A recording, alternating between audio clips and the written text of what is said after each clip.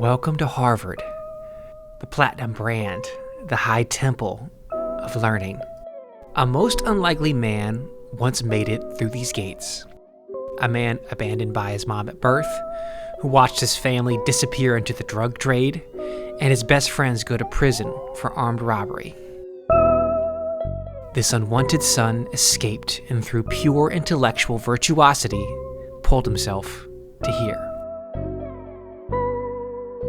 That man is Roland Fryer, and once he got here, he did exactly what this place claims to do: inquire along the frontier of intellectual discovery. Roland asked maximally provocative questions about racism, schools, policing, and he made some discoveries. These discoveries were treasonous, exploding the political pieties that saturate this place, and Harvard destroyed him for it.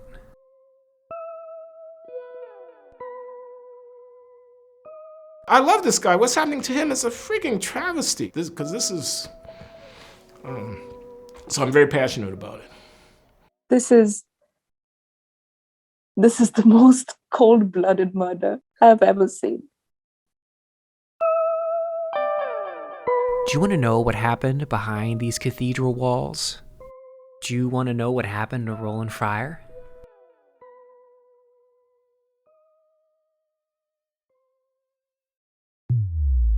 Roland introduced himself to me by coming up to me at this conference after I had made a presentation and saying, I want to work with you. To which my response was, well, man, a lot of people want to work with me. Who are you?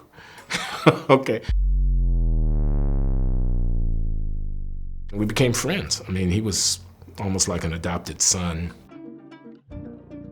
One of his early papers that I thought was really extraordinary was this paper on economics of acting white. This is the controversial theory that many black kids consider doing well in school to be a white thing, and that kids who excel in school will get labeled race traitors and lose friends. There's a party line on the acting white slander, they call it, which is that it's complete bullshit. Mounds of existing research seemed to debunk acting white by simply asking top students how popular they were and finding no social penalty for doing well in school. Asking a 13-year-old boy how popular he is, it's like asking him how much sex he's having. You're going to get an answer, but it's probably not going to be the right one. Roland comes up with a different way to measure popularity. The students are asked, who are your 3 best friends? And so you can count how many times somebody gets named as somebody else's 3 best friends. He has this beautiful algorithm for constructing a popularity index, which he then correlates with the students' grades. And he finds that the curve of popularity rises up until about a B, and then it starts to tail off. Roland finds that black kids do lose friends as they excel in school, that there's a cultural ceiling capping classroom performance. A lot of times we don't talk honestly and openly about the things that are hindering blacks in America, and that's what I'm all about, frankly. These things can be studied scientifically, and we have to do so to make progress. Roland is originally from Daytona Beach, Florida. Right after he's born, his mother flees the state. He won't meet her until he's 20. He's raised by his dad, a gambling-addicted alcoholic. Roland learns to drive stick shift, picking him up from jail. In high school, Roland falls into small-time crime, stealing clothes from department stores and selling off the loot from his bedroom, a .357 Magnum sitting on his lap. He's recruited to college on an athletic scholarship and happens to drop in on an economics class. He's instantly mesmerized by the data sets and clean equations. Eventually, he studies under Steve Levitt, the Freakonomics phenom. He learns the craft how to deploy these tools to crack open the world and reveal hidden truths. And the truth that matters most to Roland is how to fix schools for all the other young Rolands in the world. It wasn't until I got involved in education I heard about the cardiac test. You'd walk around the school and they would say, we have a new program, after school program. And I would say, oh, that's great. Does it work? And they would say, yeah. And I said, well, how do you know it works? You could feel it in your heart. Maybe.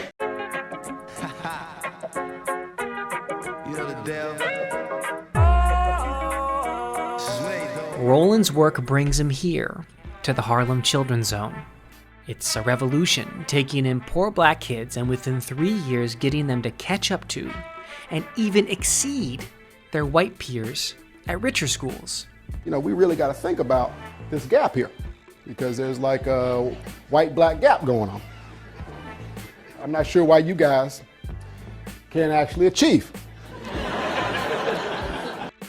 He starts piecing together a 5-part formula for the zone's success, and he finds that a central piece is aggressive human capital management. Economists speak for the practice of firing tons of teachers. You ask the teachers, what do you think you need to educate these kids? And we got answers like, well, all we need is smarter kids. I said, all you need is a new job. The zone's formula is simply operationalized common sense. Revolutionizing schools won't require a revolution. They needed extra time. If you're behind, you either got to spend more time or ask the white kids to please take Thursday and Friday off. Small tutoring groups, they used data to drive instruction. They had high expectations and they took no excuses for failure. The highlight of Roland's youth were summers spent with his grandmother, a Florida grade school teacher. And she notices what he notices about this formula. I talk to my grandmother about every other day. She lives in Daytona Beach, Florida, very close to here. And I told her the 5 things. And we're family now. I'll just tell you what she told me. She said, baby, they pay you for that shit.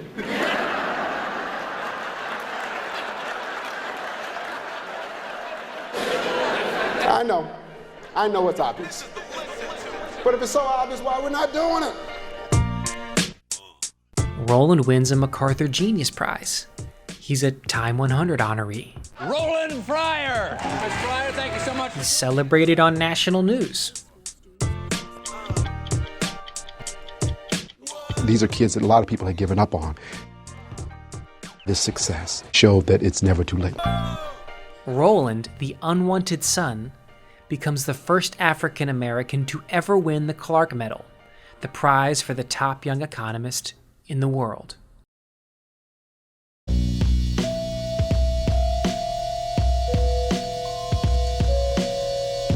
And Roland arrives at this mythic place.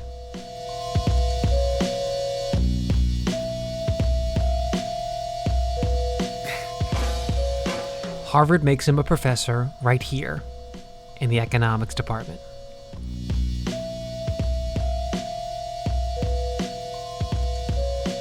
He was not a domesticated Negro. Okay? He walked around with his head held high, and he didn't tolerate fools gladly. One day in 2012, Roland found such a fool at a forum hosted by Harvard. And the day's fool was David Simon, the creator of The Wire. Simon traffics in a condescending nihilism, a skepticism that Roland's school reform work could ever make a difference. You could have the best school system in the world. They're not going to believe that it matters. You can't knock down that terrorizing fear that you just don't matter, of your self-worth. It's horrifying. How would we know? We've never tried. He didn't make the white people feel comfortable in their soft racism, their soft liberal racism. How would we know? He didn't dance for them. I've been in 5th grade classrooms in which they're still learning the clock and how to tell time in 5th grade. I told the principal if they can't tell time at this point, they'll have no place to be on time for. Roland does quantitative social science. He doesn't dance. What I do know is that if you look at kids in 2005 who lost the lottery of going to the Harlem Children's Zone, the ones who lost the lottery are 6 times more likely to be pregnant in their teens. 10 of them are dead or in prison. But if you're in that school, you're not. And when he found some nonsense, he called it nonsense. Let's get past the bullshit because we can actually get this stuff done. It's not what to do. The question is, do we have the courage to do it? Roland's work represents a mortal threat to some of the most powerful black people at Harvard. Consider Claudine Gay, the daughter of an engineer who went from Exeter directly to Stanford, then to Harvard. She's a silky smooth corporate operator. Her signature accomplishment is a Harvard-wide inequality initiative. The world is awake to inequality and systemic racism, and anti-Black racism in particular, really like never before. It's a standard array of task forces, symposiums, buzzwords promising equity and inclusion. A way of bringing this all together into an agenda that feels complementary and synergistic. Or take Larry Bobo, a man who regularly attacks Roland's work in his classroom. Bobo is the product of privilege, born to a physician in a cozy suburb of Nashville. A longtime professor of African American studies, Bobo has reached the coveted apex of his profession by doing this. Racism. You see racism. The terrible wound of slavery and attendant racism. This is the soft porn of black pain, an empty, endless recitation of victimhood that gives ample moral pleasure to the audience, but actually accomplishes nothing for the kids Roland cares about. He's not into the minstrel show. He's more likely to tell you something like, you don't know a damn thing about what black people's problems are. And he's more likely to say that not only to you if you're white, but if you're one of these bow tie wearing domesticated Negroes who's never seen the inside of a housing project, he might tell you a little bit of something about that. He might tell you don't know what a crack house is. You ain't never been anywhere near where there's gunfire crying out at 2 o'clock in the morning and you don't know where it came from. That's what he's likely to say. They don't like those kind of people at Harvard, I've noticed.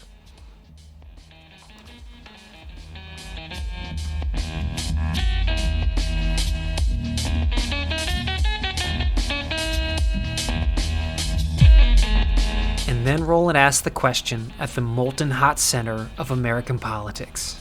Are racist police murdering black people?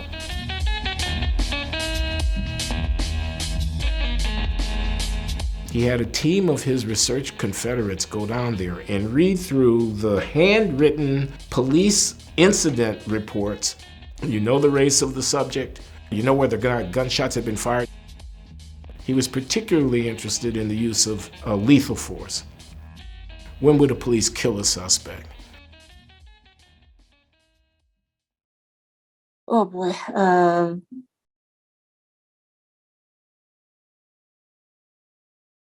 I remember Roland walking in and saying, "What do the numbers look like?"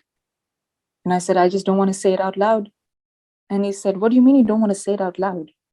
I gave this paper early on. 3 professors took me to the side. Said, "Hey, it's so different, Roland. It's so different. You don't want to publish this thing together. You put that away for now." I said, "Well, you just guaranteed I'm going to put it in no matter what." He couldn't find bias in lethal use of force. In fact, he found that it was less likely that force would be used against a suspect when the suspect was black.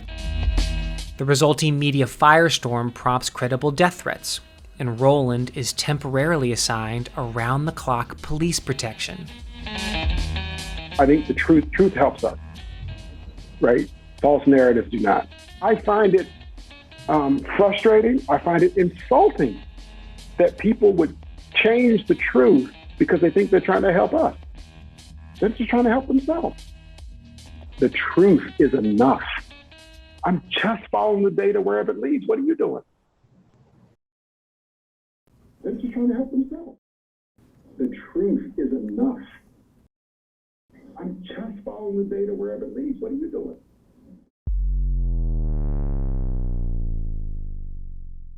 I like him. How is he still at Harvard? It's complicated. Yeah. Joshua, it's complicated.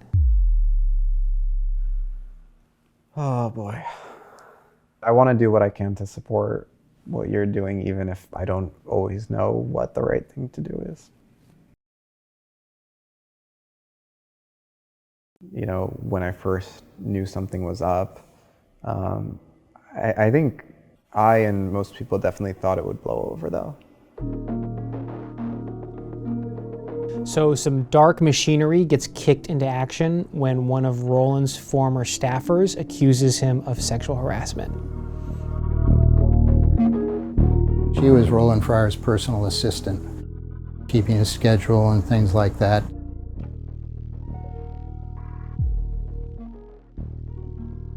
I got my hands on hundreds of pages of communication between Roland and this woman. The overwhelming impression you get is not sexual tyranny, it's like just straight up camaraderie. It is. Roland is talking to this woman about how much he wants to be a great dad and how he absolutely hates all the attention. Like occasionally mildly sexual. I mean, he jokes that if he were single, he'd need a better bed. And you know, it's reciprocal. She tells him about the 3 unsolicited phone numbers she got on a recent work trip. I mean, she'd sent him pictures of herself at a work party and reported that she was getting a little intoxicated. 2014, 2015, the relationship was getting sour. He had more and more complaints. His complaints were not always gracious, you know, something like, my 3-year-old could do this better than you did, stuff like that. Eventually, Roland's office fires her, and they offer a severance package, and Harvard makes them cut it by $25,000. And Roland's lawyers have said that if they'd just given her that extra $25,000, what's about to happen would have never happened. It was one of my closest friends. She'd left on a very sour note. She wanted just plain old revenge.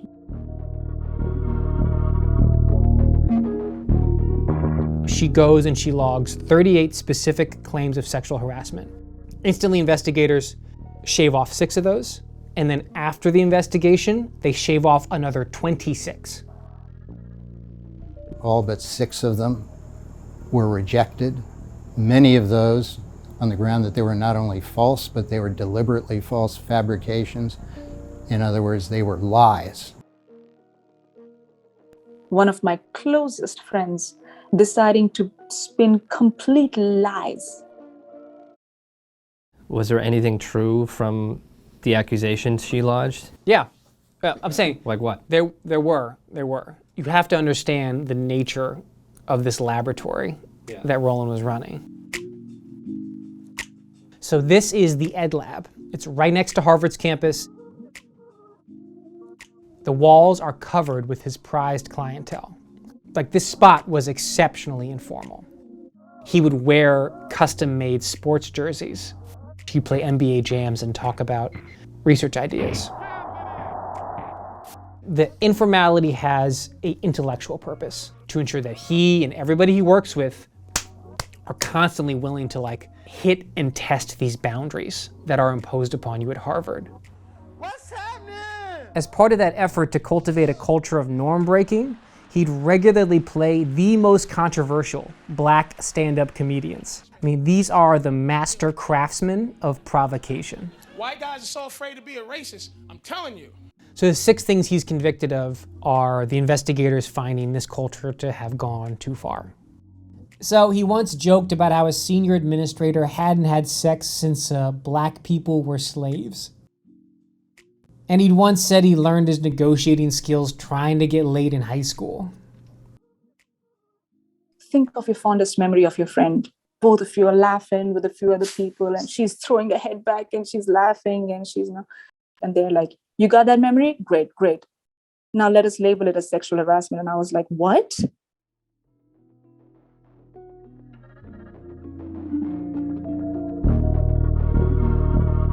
The Harvard bureaucracy was looking around for somebody else to make a complaint. Complainant 2, her story, it began and ended in 2008. She's another ex-personal assistant, and she presents BlackBerry messages in which he is clearly flirtatious, like half joking that he's gonna move to southern France and asking if she wants to come, or texting her from a fundraiser that if she were with him, he'd bite her. He was very flirtatious with her, probably more than he should have been. He was a subordinate, so that was a bad decision. One thing the Harvard investigator found was that Roland Fryer never sexually propositioned or made sexual advances on a single woman in his office. Not once. So that's it? Josh, that is it. Harvard's own investigators determined that Roland's punishment should be some training, some workplace sensitivity training. Okay. I feel like you're about to tell me something a little bit more. He didn't just get training. They passed their recommendation to a small committee of high-ranking administrators. I was only able to figure out the identity of 2 members of that committee, okay? One of them is Claudine Gay. The other one is Larry Bobo. Yeah. Like champagne, silver spoon, liberals. Right. People whose careers and reputations were directly threatened by Roland's work. Those are the people that get to determine Roland's punishment. What happens next? Larry Bobo came in and he read out the punishment. It started with, the lab is going to be permanently closed. And I was like, what? And then it goes on to, all of the projects that you've been working on have been halted. And then it goes on to, Roland's been suspended for 2 years. And I was like, this is the most cold-blooded murder I've ever seen. I mean, why not just fire the guy? They're not allowed to. Right, tenure. One of those quirky features of the academic job market, which means that he is guaranteed a job for life. So I found out Claudine Gay asked the president of the school to revoke Roland's tenure. President declines because that's not happened even once in the last 100 years. But this punishment is career death. Yeah. You're just trying to say he's canceled. Yeah, this is industrial strength cancellation. Do you worry about that also, though, like even appearing in this? I think that there's a real risk, but I think what I've been thinking about a lot lately also is there's a risk to saying nothing at all and to look back on something and to realize that you should have said something, but you didn't just because you didn't have the words at the time. And maybe you have the words now, but the words aren't useful now. Like, how could you be doing such important work, dedicating so much time and energy to helping people, and have this be the end result? I think that was really disheartening.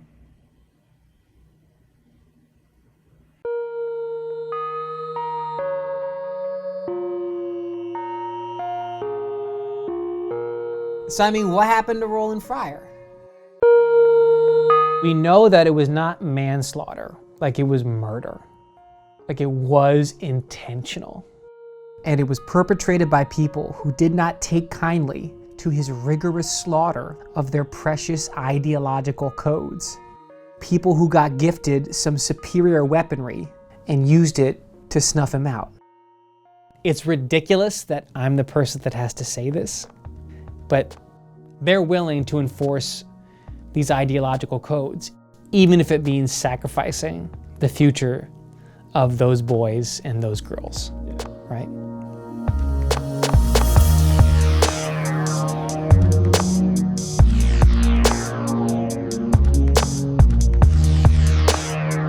When I first got to Harvard, people would say to me, "Hey man, how does it feel to beat the odds?"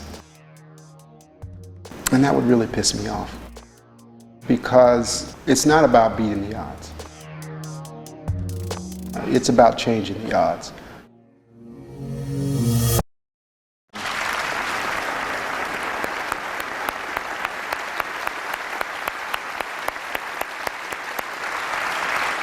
So I guess I'm just trying to make the journey worth it, to be honest with you.